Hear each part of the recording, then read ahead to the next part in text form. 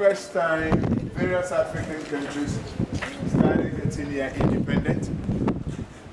Every nation has been trying to bring Africans in the other part of the world today to see themselves as one people.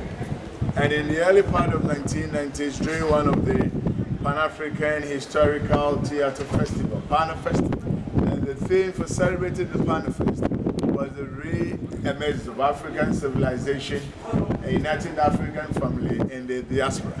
At that time, there was a ceremony held here in Ghana called Fiyankra, which simply means that when they were going, they never had a chance of saying goodbye. Now, after that ceremony, led by the President of the National House of Chiefs, the late Nana Odro Enimabo II, went to some chiefs of Africa, to the United States of America, precisely New York, had discussions with Africans over there, and when they came back, this flag here came up. And it also served as a mission statement of the tour of the castle. And as we walk through the dungeons today as an African, it ought to be in the everlasting memory of the suffering of our ancestors. And we should compel all of us to pray for all those who died, rest in perfect peace. May those who love to return find their roots. May man never be given the chance to commit such crime against man. Every one of us needs to uphold us. So as we go out of the castle, we carry the responsibilities that wherever we find ourselves, we try to fight against injustice, so that evils of such nature never again be repeated. Each and every one of us has a role to play.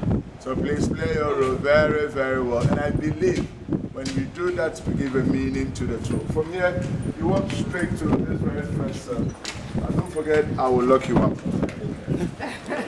I'll go first. I'll go first.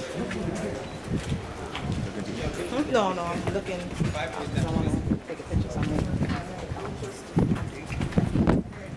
Small one here? Small? You spent 5 minutes in the museum and read it.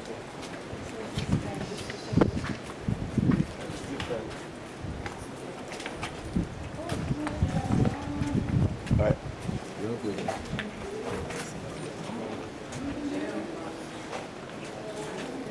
You want to close the door? Martin.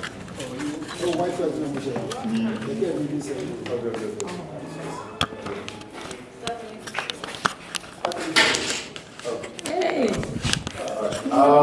The cell that you are in was not for the Africans. It was for the European soldiers, to be precise, the Dutch soldiers who got themselves drunk and misbehaved, or who went out without seeking permission from the authorities.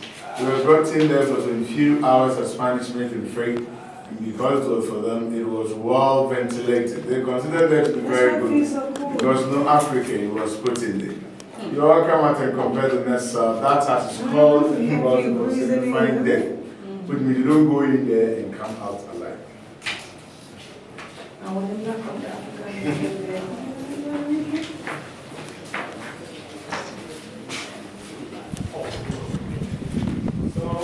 The cell was called was for the Africans who were fighting with the Europeans for them to release them. Today we may call them the freedom fighters. They were sent in there and were made to starve to death, no food, no water. This wall here and the other one over there were constructed by the Dutch to strengthen the walls of the castle.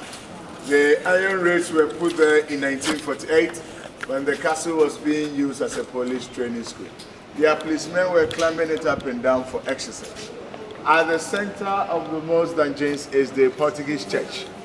But in 1637, when the Dutch captured the castle from them, the Dutch were not Catholics, they were Protestants. They divided the church into two, used the upper portion as the junior soldiers' mess, where the junior soldiers were eating and drinking. The down portion as hall of trade. They were buying and selling slaves. When the British took over their classroom at the later museum, but the Dutch went on top to build their church, which we are to see very, very soon. We're all coming up this way.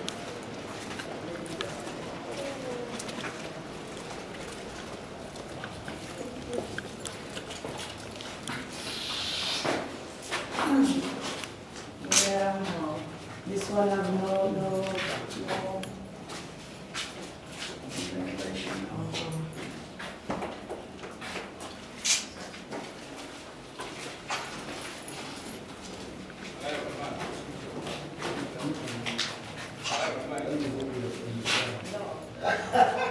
These were some of our first freedom fighters, huh?